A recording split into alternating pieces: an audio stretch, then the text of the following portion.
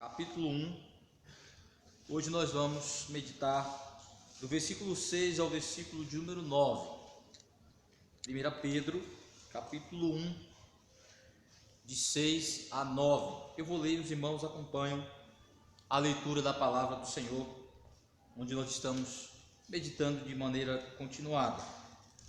Primeira carta de Pedro, capítulo 1, 6 a 9, diz assim: Nisso exultais, embora no presente, por breve tempo, se necessário, sejais contristados por várias provações, para que, uma vez confirmado o valor da vossa fé, muito mais preciosa do que o ouro perecível, mesmo apurado por fogo, redunde em louvor, glória e honra na revelação de Jesus Cristo, a quem não havendo visto, amais, no qual não vendo agora, mas crendo, exultais com alegria indizível e cheia de glória, obtendo o fim da vossa fé, a salvação da vossa alma. Que o Senhor, mais uma vez, aplique a sua palavra nos nossos corações.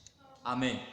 Irmãos, como nós temos dito, o objetivo principal de Pedro, escrevendo aos crentes dispersos no seu tempo, naqueles dias, era de exortar e encorajar a respeito de como eles deveriam enfrentar as provações, as dificuldades, principalmente por causa da fé, os desafios que eles enfrentariam por causa da sua fé em Jesus Cristo, a perseguição que viria especialmente daqueles que odeiam a Cristo e a sua palavra, principalmente por parte daqueles que exerciam autoridade naqueles dias. Nós vamos ver posteriormente na própria carta alguns aspectos desta perseguição sendo descrita pelo apóstolo Pedro.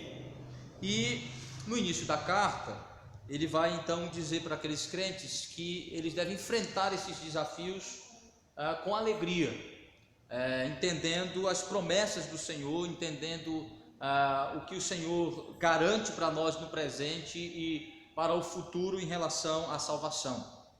E ainda neste capítulo 1, ele vai dizer para estes crentes que a vida seria este misto de sofrimento, de alegria e tristeza, de momentos alegres, mas também de momentos tristes, mas que estes momentos tristes deveriam ser superados com a alegria da certeza que eles têm em Cristo, do que nos é proporcionado, nos é dado em Cristo Jesus pela sua salvação. E ainda falando sobre isso, nestes versículos de 6 a 9, o apóstolo Pedro vai dizer que os cristãos devem se alegrar no Senhor, deve se alegrar nas promessas, na esperança do Evangelho, da salvação, e que não devem se deixar abater pelas tristezas, pelas dificuldades promovidas pelas perseguições. Mas ele vai dar ainda um outro motivo a mais para a alegria, além da certeza daquilo que nos é dado em Cristo, nos é proporcionado em Cristo. Ele vai dizer que nós devemos nos alegrar pelo entendimento do propósito que Deus tem para o sofrimento, de que Deus não faz nada na vida de um crente, que Deus não conduz nada na vida de um crente sem que isso esteja atrelado a um propósito redentor, salvador. Então ele mostra para os crentes qual é o objetivo que Deus tem com o sofrimento, porque que eles devem então enfrentar essas provações, esses sofrimentos com alegria. Primeiro, entendendo que o que nós temos na salvação é maior do que qualquer coisa. Segundo, entender que o sofrimento tem um propósito benéfico, tem um propósito bom. Ainda que o sofrimento por si só seja uma coisa ruim, ainda que as provações, ainda que as perseguições sejam por si só coisas ruins, elas são usadas por Deus para bons propósitos na vida do crente. Então é isso que Pedro enfatiza quando ele diz: alegre-se nas promessas, na esperança do Senhor, exultem nisso, ou seja, no que foi dito anteriormente em relação à salvação, embora vocês tenham momentos de tristeza, momentos de provações, mas que estes momentos de provações vocês precisam entender que eles têm bons propósitos. E que propósitos são esses? É isso que ele vai dizer nestes versículos de 6 a 9. Quais são os propósitos de Deus para o sofrimento na vida de um crente? As dificuldades na vida de um crente, as provações na vida de um crente. Então ele vai dizer, o primeiro propósito é que o sofrimento, as provações, principalmente o sofrimento que vem da perseguição por causa da fé, tem o objetivo de confirmar a natureza dessa fé, de mostrar, de provar a fé, de ser como um fogo para os metais nobres, como ele aqui compara a fé com o que a provação na vida de um crente, com o que acontece com o ouro, que extraído em sua forma bruta é revestido de impurezas e que precisa passar pelo fogo para que as impurezas sejam eliminadas.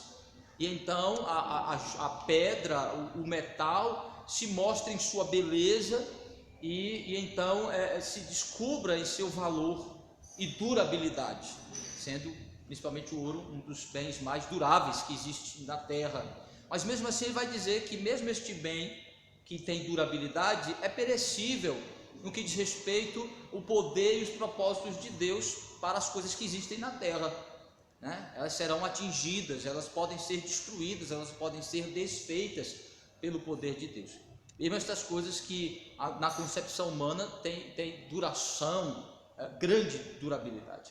Então ele vai dizer que o primeiro propósito para o sofrimento, para o sofrimento na vida de um crente, é confirmar a natureza de sua fé. E nesse sentido, ele vai dizer, não que seja igual ou que é uma regra sine qua non passar pelo sofrimento. Ele vai dizer que sempre a fé vai ser testada de uma maneira ou outra. Jesus deixou isso claro quando ele contou a parábola do semeador. Ele disse que há várias formas de se manifestar crença, e só existe uma fé verdadeira, mas existem várias formas de crença. Ele vai dizer, por exemplo, tem pessoas que creem de maneira psicológica, creem de maneira emocional, ou seja, concordam com alguns aspectos da fé baseada apenas na emoção. Ele vai dizer assim, alguns abraçam com alegria, mas quando vêm as provações da vida, eles então abandonam. Ou seja, é um tipo de fé humana, meramente humana, porque o homem é um ser religioso, é um ser capaz de crer. Um homem é um ser crédulo, ou seja, ele é capaz de crer, ele é religioso, ele foi criado para isso, com essa capacidade dada por Deus. Mas infelizmente o pecado transformou a crença natural do homem em algo falso e insignificante para a salvação, mas algo que é capaz de produzir religiosidade, simples religiosidade, o que Tiago chama de religião natural, crença natural, religiosidade natural. Então, Jesus disse que as perseguições e as provações da vida testam a natureza da fé. Ele então vai dizer que a verdadeira fé, aquela que é produzida pela palavra de Deus, germinando no coração como um bom solo, que produz uma árvore verdadeira, que é a fé. Ele diz então, esta se mostra verdadeira pela perseverança diante das aflições. Então Pedro vai dizer que o sofrimento, corroborando com a fala de Cristo, que as provações têm como objetivo para Deus testar a natureza da fé. Claro que Deus não precisa disso. Deus não é ignorante quanto que tipo de fé está no coração do indivíduo. Se alguém que professa a fé nele, isso é verdadeiro ou não. Se alguém que diz assim, eu creio em Jesus Cristo, Deus não precisa conhecer, que algo seja feito para conhecer isso, porque ele já sabe, porque ele conhece o coração. Mas Deus faz com que as pessoas tenham as provas disso. Ele quer que se mostre no seu devido tempo que tipo de crença é essa, se ela é verdadeira ou não. Então Pedro vai dizer que as provações têm como objetivo testar a fé para manifestar a veracidade da fé genuína e fortalecer, purificá-la, ou seja, pelo fato de que nós somos pecadores, a nossa fé, a nossa crença, ela precisa ser amadurecida, pois nós somos capazes ainda de misturar a nossa fé com as nossas deficiências, com as nossas fragilidades como homem. Mesmo a fé sendo algo de Deus colocado em nosso coração, não somos capazes de exercitar, de exercer isso com a perfeição devida.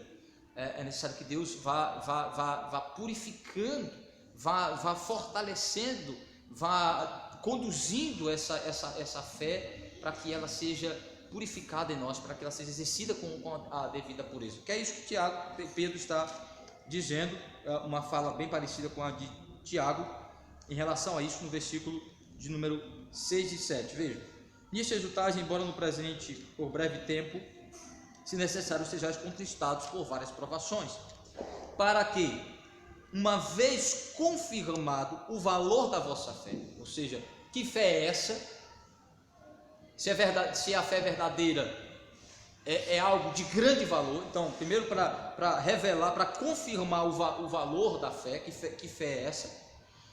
Sendo a fé genuína e verdadeira em Cristo, se mostrando como algo que tem mais valor do que o metal considerado mais nobre no mundo, que é o ouro. Então ele diz: muito mais preciosa do que o ouro perecível, mesmo apurado por fogo, redunde em louvor, glória e honra na revelação de Jesus Cristo. Então ele diz: primeiro propósito, as perseguições, as provações, a resistência do mundo, e Jesus disse que essa resistência ela se daria de várias formas, mas que muitas vezes ela começaria dentro da nossa casa, um familiar se opondo à nossa fé, um vizinho, as autoridades. Aqui os crentes estavam sendo testados em sua fé, principalmente pelas leis, pela sociedade, pelas autoridades políticas, pelas perseguições diretas em relação ao magistrado civil.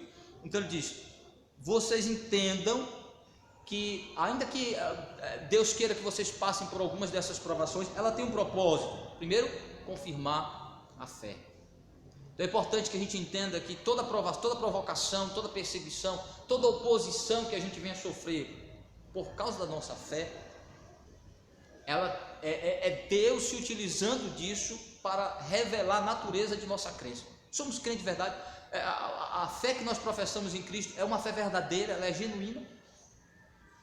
A primeira coisa, Deus tem interesse de testar, de provocar a revelação da natureza de nossa fé. Que fé é essa? É algo que veio de Deus, gerado pela semente da palavra de Deus, unindo-nos a Cristo de fato e de verdade. Temos uma fé genuína. Então, a perseguição, as provações, as provocações do mundo servem para confirmar a natureza de nossa crença, se ela é verdadeira. Sendo verdadeira, sendo genuína, essas provações agora servirão para amadurecer, para purificar, para fortalecer, para tornar ainda mais forte essa fé. Então é importante que nós entendamos que o primeiro propósito de Deus para o nosso sofrimento, para a perseguição, para as perseguições por causa da fé, Pedro vai dizer: tenham vergonha se vocês sofrerem por desobediência, por imoralidade, por pecado.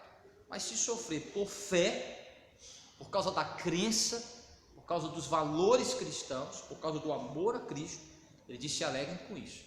Então, o primeiro objetivo, o primeiro motivo de nos alegrar é que é propósito de Deus nos passar pelo fogo das provações, que são as perseguições, as perseguições por causa da nossa crença, para confirmar a natureza de nossa fé e para fortalecê-la, porque quanto mais ela é provada, testada, mais se mostra real, genuína, verdadeira em Cristo.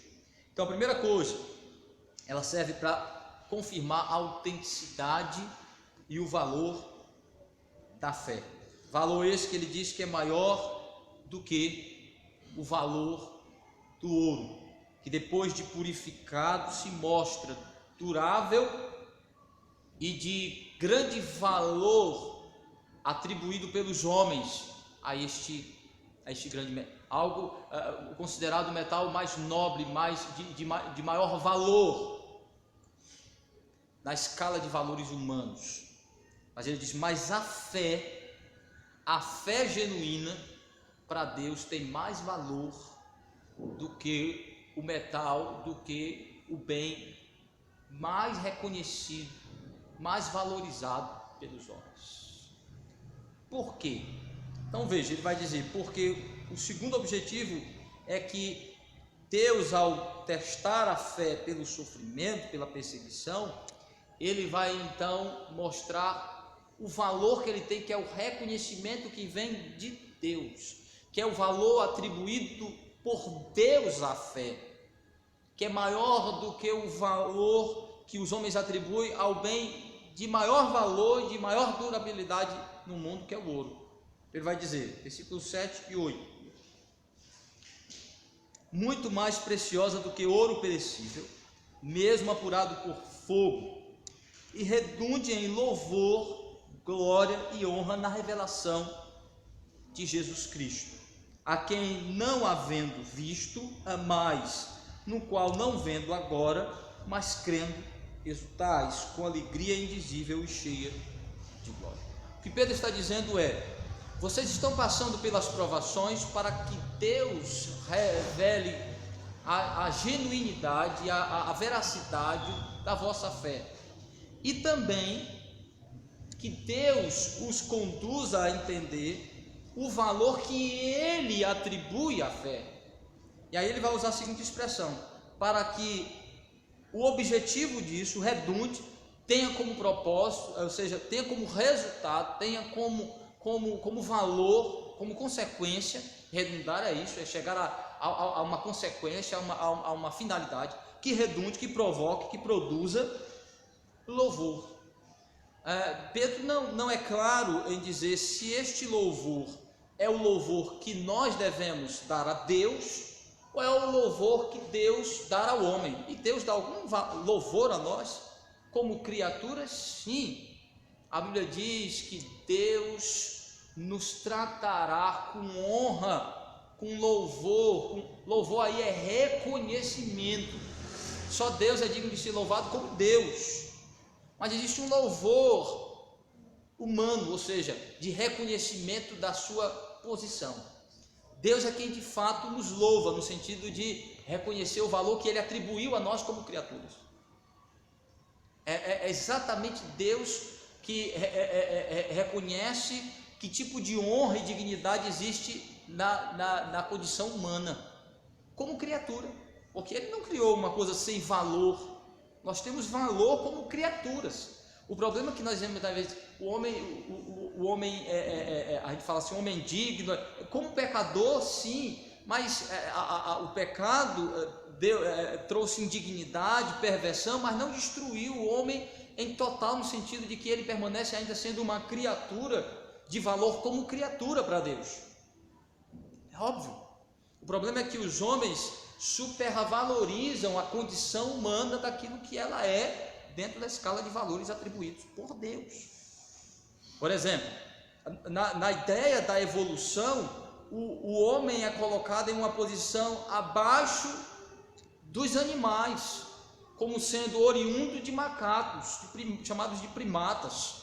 Então, quando o homem faz isso, ele coloca o homem abaixo da condição, da dignidade, da honra atribuída por Deus a ele, quando o colocou como coroa da criação acima dos animais, acima dos vegetais. Então a evolução, querendo dignificar o homem, o desonra na posição que Deus o colocou como coroa da criação. Mas na sua religiosidade, o homem coloca o homem acima de Deus, como tendo livre-arbítrio e capacidade de decidir o seu destino eterno. Quando o homem faz isso no aspecto religioso, ele coloca o homem acima de Deus. Então, cientificamente, o homem coloca o homem abaixo do homem, e espiritualmente, religiosamente, a religiosidade humana coloca o homem acima do próprio homem, ou seja, acima de Deus, acima da condição que Deus colocou o homem. Então, religiosamente, o homem se torna idólatra, se torna adorador de si mesmo, e cientificamente falando, o homem é embrutecido, o homem é destruído e colocado abaixo dos animais. Então, por isso que a Bíblia diz que, pensando-se ser sábio, tornou-se louco, porque a reivindicação científica humana desassociada de Deus inferioriza o homem. A reivindicação religiosa sem Deus supervaloriza o homem. E somente Deus, em sua palavra, dá a verdadeira dignidade e reconhecimento do valor que ele atribuiu ao homem à posição que o colocou como criatura abaixo de Deus e como coroa da criação acima das outras coisas criadas. Então é por isso que o Evangelho resgata o homem em sua verdadeira posição. É isso que Pedro está dizendo. As pessoas não têm muita disposição de valorizar a fé cristã. Ele está dizendo, as pessoas estão perseguindo, desprezando, desvalorizando a fé de vocês, desprezando a fé de vocês, zombando da fé de vocês. Mas saibam que para Deus a crença de vocês em Cristo tem mais valor do que o bem mais valorizado pelos homens na terra, que é o ouro. Porque Deus, na revelação de Cristo, aí entendemos, apesar de Pedro não ser claro, ele deixa entender que este louvor não é o que nós atribuímos a Deus, mas é o que Deus atribui ao homem na posição que ele o deu como sua criatura. Ou seja, em Cristo nós somos colocados, nós somos resgatados na verdadeira posição que Deus colocou ao nos criar. Criaturas abaixo de Deus, acima das outras coisas criadas, em uma relação especial com o nosso Criador. Então ele diz, para que na revelação de Jesus Cristo haja louvor, glória e honra. Ou seja, para que na revelação de Jesus Cristo, para que na volta de Cristo, nós recebamos o louvor, nós recebamos a honra, a glória de criaturas que agradam a Deus em seu Filho, de verdadeiros servos, de verdadeiros homens, de homens e mulheres amados por Deus, de criaturas que estão na condição que Deus os criou para isso. Ou seja, a honra e a dignidade e o louvor de homens e mulheres perfeitos em Cristo, obedientes, servos do Senhor. Então esse é o objetivo da nossa fé. Ele diz, então, este é o valor da nossa fé. A nossa crença em Jesus Cristo nos dá a verdadeira dignidade de seres humanos, resgata a verdadeira honra atribuída por Deus à condição humana, o verdadeiro louvor de criaturas criadas à imagem e semelhança do Criador. Então, quando Cristo terminar a sua obra, seremos louvados como homens e mulheres perfeitos em Cristo, seremos aprovados naquilo que nos tornaremos finalmente em Cristo. Deus dirá, vem benditos, entrem benditos, Deus terá prazer no que nos tornaremos em Cristo. E então nos apresentará com toda a honra, com todo o louvor, com todo o reconhecimento de filhos de Deus, de homens e mulheres aprovados pelo Senhor. Então é a fé em Jesus Cristo que resgata a dignidade, a glória e a honra de seres humanos. É a fé que nos dignifica. Não é o dinheiro, não é o trabalho, não é a família, é a fé em Jesus Cristo que nos dignifica como seres humanos, que nos coloca na posição digna e louvável de seres humanos. É isso que Pedro está dizendo. Então, para que a fé redunde em louvor, glória e honra na revelação de Cristo, no aparecimento final de Cristo Jesus. Então, esse é o segundo propósito, é mostrar o valor da fé, que a fé em Jesus Cristo é algo de muito mais valor do que qualquer bem material nessa vida, porque é a fé em Jesus Cristo que nos torna dignos, honrados. Exatamente isso. Como pessoas, como seres humanos. Os homens estão desprezando vocês agora, os homens estão desqualificando vocês por causa da fé, mas olha o que Deus pensa de vocês. Olha o que Deus pensa da vossa crença. Deus os louvará, os apresentará com dignidade, os introduzirá a algo extraordinário, que é o seu argumento final, dizendo então que esta fé que Deus prova pelo fogo das provações para se mostrar verdadeira e valorizada por Deus, ela nos conduzirá, ela nos levará ao propósito final que Deus tem para a fé, que é o quê? Que é confirmar a nossa salvação, consumar a nossa salvação. Ele diz no versículo 9: obtendo o fim da vossa fé, a salvação da vossa alma. No versículo 8 ele vai dizer que essa fé tem valor porque ela nos une a Cristo, é uma fé em Cristo, a quem não havendo visto a mais, ou seja, esperando o dia da revelação de Cristo. Então por que essa fé tem valor? Porque é uma fé que nos une a Cristo. Olha o que ele diz no versículo 8: a quem não havendo agora, vocês amam.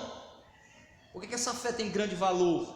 Porque é uma fé em Jesus, que nos leva a amar a Jesus, a confiar em Jesus e sua obra e promessas, e crer no que ele promete, e se alegrar no propósito que ele tem, na glória que se revelar. Ou seja, que glória é essa? Versículo 9: o fim da nossa fé. Qual é o fim? Qual é o propósito final? A fé não é um fim em si mesmo.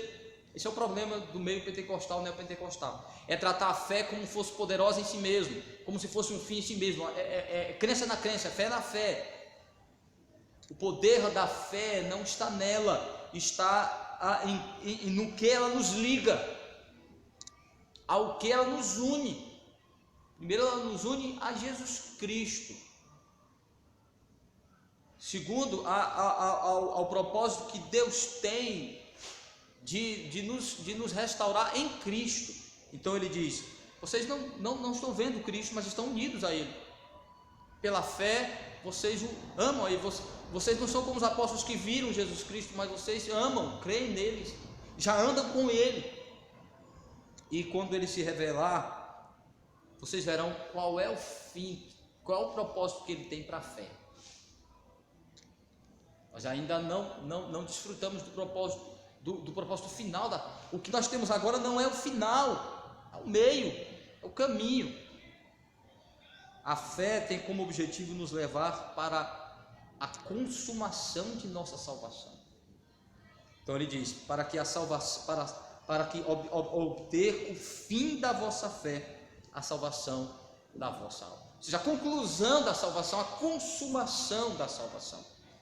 Então, por isso que a fé muitas vezes é descrita como uma caminhada, como bem descreveu John Bunyan no seu clássico Peregrino, descrevendo de maneira simbólica, metafórica, a caminhada do crente desde sua regeneração até a chegada à glória celestial. Ele diz que é uma caminhada, a fé é uma caminhada. Então ele diz: mas vocês já conhecem Cristo, caminham com Cristo, e a fé levará vocês para o encontro final com Cristo, em que a fé revelará seu propósito final, ou seja, concluir a vossa salvação, concluir a obra de regeneração, de recriação em Cristo Jesus. Então, o propósito do sofrimento é nos lembrar que a fé tem um propósito final, revelar a natureza da fé, o valor da fé e o propósito da fé. Este é o objetivo das provações: revelar a natureza da fé, revelar o valor da fé e revelar o propósito da fé, de nos levar à consumação da obra de Deus de recriação da nossa natureza. Então, o propósito de Pedro é que estas verdades promovam a alegria diante das provações e das dificuldades. Deus renove nossa confiança, nossa esperança, nosso conhecimento dessas verdades, nos ajude a exercitá-las na nossa caminhada, para que sejamos fortalecidos no Senhor. Que Ele, pois, nos abençoe. Amém.